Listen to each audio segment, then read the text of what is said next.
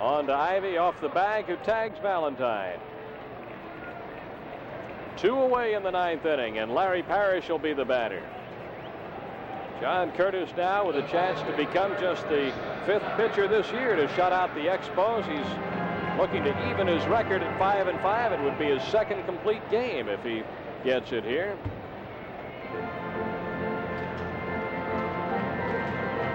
And it would be his first shutout of the season. It's just his 8th start. They've had several injuries on this Giant staff, and some of their healthy pitchers not going that well. It would be a big shot in the arm to get a performance like this from John Curtis.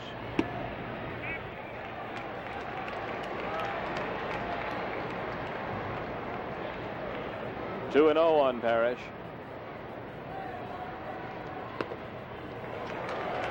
Three and 0. Parrish looking toward third to see if he's got the green light here.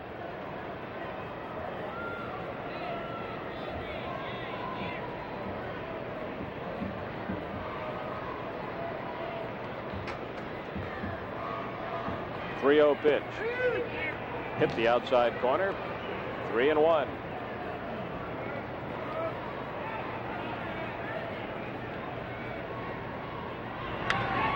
Foul back to the screen. 3-2.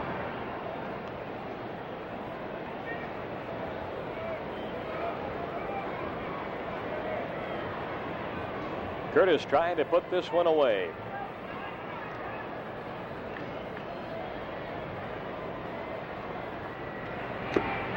He did. Struck Parrish out to end the ball game, and John Curtis pitched a dandy here tonight. A 4-hit shutout as the Giants beat the Expos 1-0. So the Giants a happy ball club. They have made it 2 in a row over the Expos, and for the first time since the Reds swept a 3-game series from the Expos on June 8th, 9th, and 10th, the Expos will lose this series. The best they can do now is manage a win tomorrow night to salvage a game. The Giants have taken the first 2 games of this 3-game series, and that's something no club has been able to do since early June when the Reds swept the series at Riverfront Stadium. So there's a very happy 31-year-old veteran, John Curtis, giving a big handshake to his catcher, Dennis Littlejohn. The Expos going 1-2-3 in the 9th inning. The Giants with 1 run on 3 hits and 1 error. The batting hero was Mike Ivy with a home run, accounting for the only run of this game. For the Expos, no runs, 4 hits, no errors. Dan Schatzeder, the losing pitcher. The Expos left 7 men on base. The Giants left 3 men on base. Curtis the winner, and he's 5-5. Schatzeder the loser, and he is 4-2. After 3 straight wins, Dan taking a tough luck loss. 1-0 Giants here. We're going to join Don Chevrier and Tony Kubek in Toronto, where the Blue Jays and the Brewers are engaged in their ball game.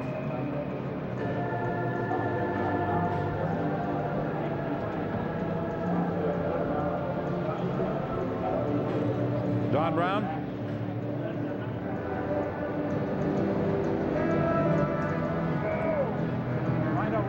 Hi, Mike. Don Whitman. How are you? Congratulations. Thank you. I think they might have joined the other ball game.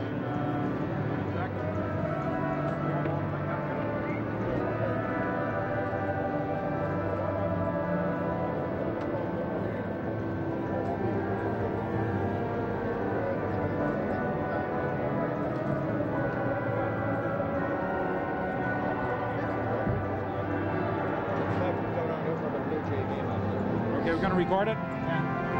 Put it on tape. Okay.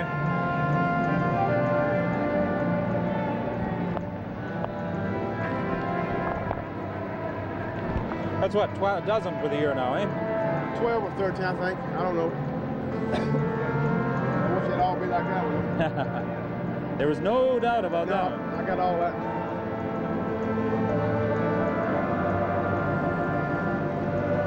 Yeah. Okay. Fine.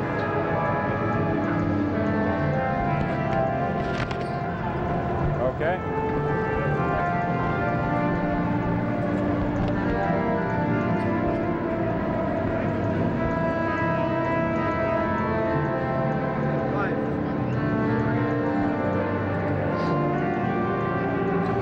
Mike Ivey, one of the stars tonight for the San Francisco Giants. There was no doubt, Mike, about that seventh inning blast. Well, I tell you, he'd been throwing me pretty good all night. I fouled the ball over here that Tony Perez made a good play on foul territory, which I thought I was on his ball in, but I just made up my mind, look for something up where I could drive and maybe possibly hit the ball hard in the air, and he gave me a ball. I think it was probably a mistake. He wanted to call it back as soon as he threw it, and the ball's in my eyes, and I hit it, and it just happened to go over the fence.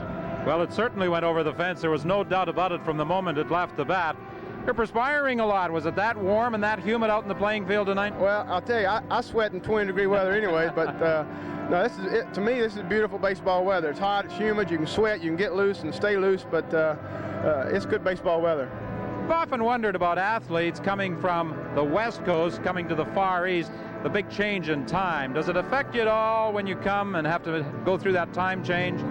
Yeah, the jet lag does. It affects me, a lot. You got a 3-hour time difference, and a lot of times you fly at night, you come over here, and you got 3 hours ahead of you, and you got a ball game. You put your head on the pillow, and then as soon as you wake up, you got a ball game or a doubleheader. But it does affect you, especially on a short road trip to the East Coast. But when you have a long road trip, you can kind of group yourself to get on the time schedule of the East Coast.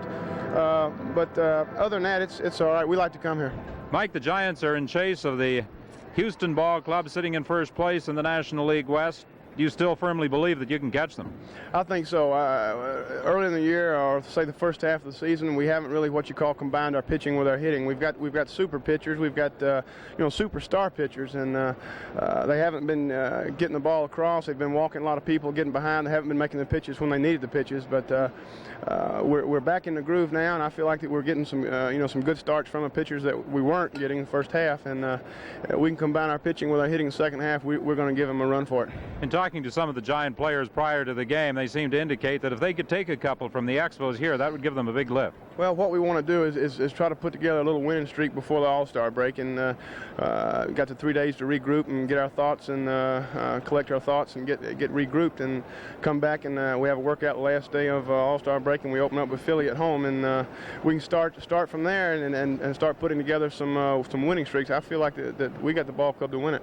Well, that when you sailed over the fence was home run number 12. Had you set any personal goals for yourself for this season? No, I really haven't. I've been, platooning a little bit with Willie McCovey and doing some pinch hitting and that. But I don't like to put personal goals on myself. I think it adds pressure to you if you're not starting off to a slow start or whatever. You're starting to look at your goals, what you've set for yourself. And I just go out and play the best baseball that I know how and let things happen. I'm sure every ball player has a favorite ballpark as well. What about Mike Ivey? Atlanta, Georgia, Atlanta Stadium. That's my hometown, and I was born and raised there. But I like this park. Ball carries real well here in Cincinnati, but Atlanta Stadium's got to be my best. I think you'd have to say the ball carries real well here after that blast you delivered in the 7th inning tonight. Thank you. Mike Ivey, congratulations. A 1-0 victory for the San Francisco Giants over the Montreal Expos.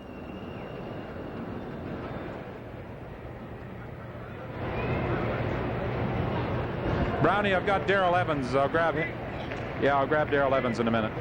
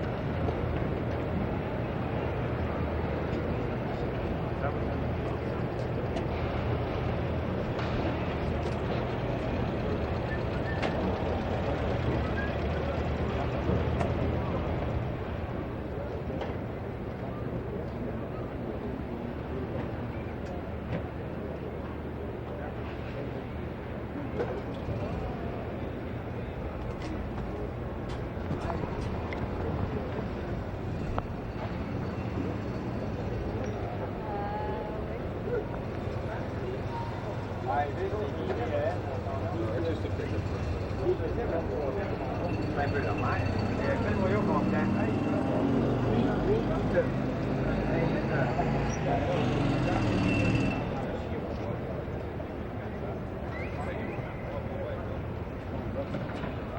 Daryl, could I do a television interview, please?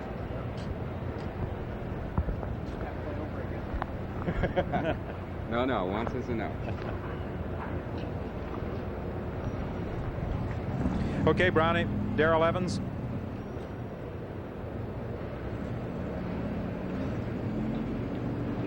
We've just switched to the other ball game over in Toronto, but we'll be throwing the interview in on the tape delay basis.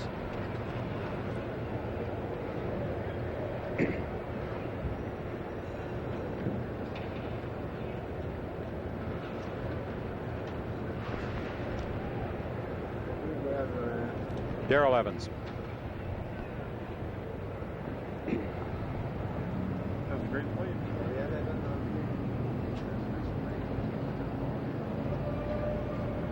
Wanted to make many times, but I can't start that.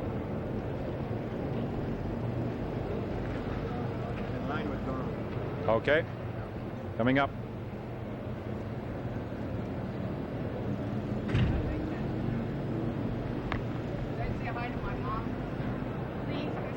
In 5 seconds. 3, 2. Daryl Evans came up with what has to be described, I suppose, as the play of the game saver in the 7th inning. Those are the type you like to make at third base. Well, certainly any time during the ball game, in any ball game, you like to make those plays, but it was an important play in this ball game, and I'd said on the radio that I was lucky. I was just trying to really knock the ball down, and the ball went into my pocket. I didn't really, bobble it at all. So as soon as that happens, it's just a reaction to get up and throw the ball. And I think Davey thought that it was probably going to be a double down the line, so I think that he was maybe rounding the bag a little bit. So I got an extra step on him, and that's the kind of things that keep clubs going. And we owe the Expos some ball games. That they beat us really bad up here, and they played very well in this ballpark. And we've been in such a slump. It doesn't seem possible you can play this well. So maybe things are changing around for us. Well, you always like to make the big play. Those big plays, when they come in critical situations in a close ball game such as this, are certainly game savers. It almost seemed as though that ball was by you. Yeah, it almost was. It wasn't hit real hard, but the hop, I really did catch the ball behind me a little bit, and I didn't go right for the line. I backed up a little bit. Would have been a little harder hit. I would have probably had to go right for the ball, but it's just a judgment play. Play like I said, that I was mainly trying to just knock the ball down. I was playing cash in the hole. I usually don't pull many balls, and I think it was a breaker ball, and he really didn't hit it very well, but I hit it in the right place, and it went in my glove. So that's, you come up throwing, and it's a great play. If you miss it, it's a game winner. So is that an instinctive type of thing? You just come up throwing? Did you think you had a chance to make the play at first? Well, as soon as the ball went in my glove, then I knew, I had a shot if I made a good throw. And, it's an instinct thing, but it's also a thing that you work on a lot. And I'm not afraid of diving after balls. And I feel just as well getting a big hit or making defensive play. So you made a couple of others in that ball game too. Well, that's part of my job, and I have pride in my third base play, and I've made quite a few errors this year. But I feel like I can come up with the plays when we need them, and it's concentration. In ball games like that, it's very easy when a guy's pitching so well. You're always on your toes, and it seems like in ball games 1-0, 2-1, 3-2, that there's always 2 or 3 great plays, simply because the pitcher's kept you in the ball game, and you're on your toes. You know that every ball hit's important. So sometimes it makes it easier, and sometimes you get just that extra little jump. I think the Giants also have some confidence that they can catch Houston. Oh, definitely. We just haven't played well. We've had so many injuries to our pitching staff, and John Curtis tonight has been fantastic for us, last 6 or 7 out, and Phil Nastu also. So with Halecki, Montefusco, and still Moffat on the disabled list, they've got to get back in shape. And you looked at it coming out of spring training that we felt like, it was going to be a year like last year where our pitching was going to do it for us. We could score a few more runs. Now we're leading the league in runs scored, and if we put the pitching from last year, the hitting with this year, we'd be way out in front. But we feel like the same way Houston's in the same boat that we were last year, that they're way out in front, and they're looking behind them, and they're not really playing relaxed, and they're going into the All-Star break, and they're feeling like, well, we got to keep this lead going in the All-Star break. If we can chip away at 2 or 3 more games and get down to 7 or 8, then I think we're in real good shape. We were in the same position last year, and all of a sudden 2 teams went right by us. I think a lot of the fans may have been wondering about the trading of Madlock. What was the reaction of the players? Well, I think that overall, you know, we felt like that we probably didn't get enough for him. You know, a 300 hitter, you seem like you should get a Seaver or somebody, a Suter, somebody in that caliber. But it was really a trade that we had Joe Strain in the minor leagues, so he was kind of part of that trade where we had somebody that they felt they wanted to play and that they felt was ready and that could take over Bill's job. And certainly he's a better defensive second baseman. He doesn't have to hit that 300. Not many people do. So it stabilized our infield a little bit, and Bill's gone. We have to play without him now, and certainly that's a big bat in the lineup. But Joe's played very well for us, and we may have gotten a prize in Ed Whitson. He didn't pitch. He was a little wild last night, but he pitched one real good ball game for us already. And we've got Pedro Barbon, too, who's capable of, you know, being one of our stoppers. So we've got some quality players in that trade, and we feel like shoring up our pitching staff, that we'll be fine. That trade's over with, and we gotta go from there. Okay, Darrell Evans, congratulations on a fine performance tonight, and good luck to the San Francisco Giants over the balance of the season. Thank you very much. Okay. The final score here, the San Francisco Giants won, the Montreal Expos no score. Now let's rejoin Don Chevrier and Tony Kubek.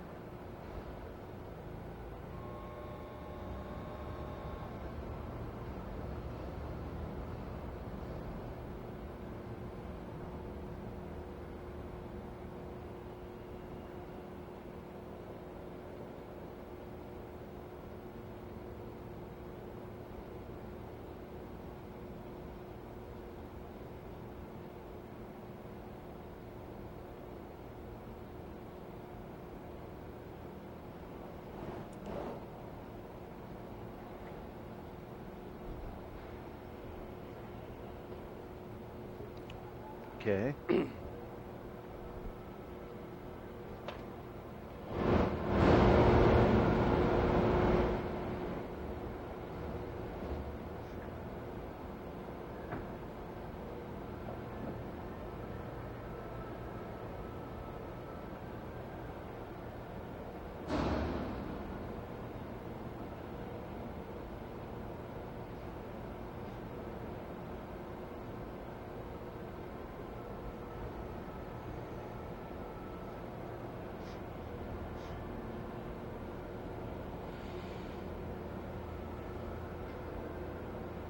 It's a little bit like Stargell. Mm-hmm.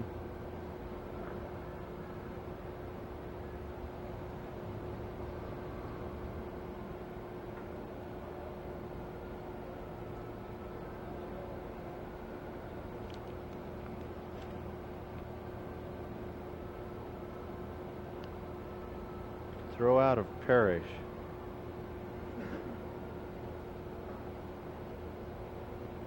Yeah. Yeah.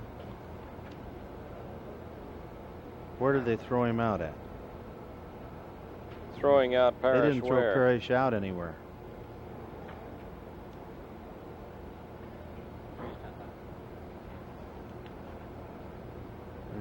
There's no throw out of Parrish. Parrish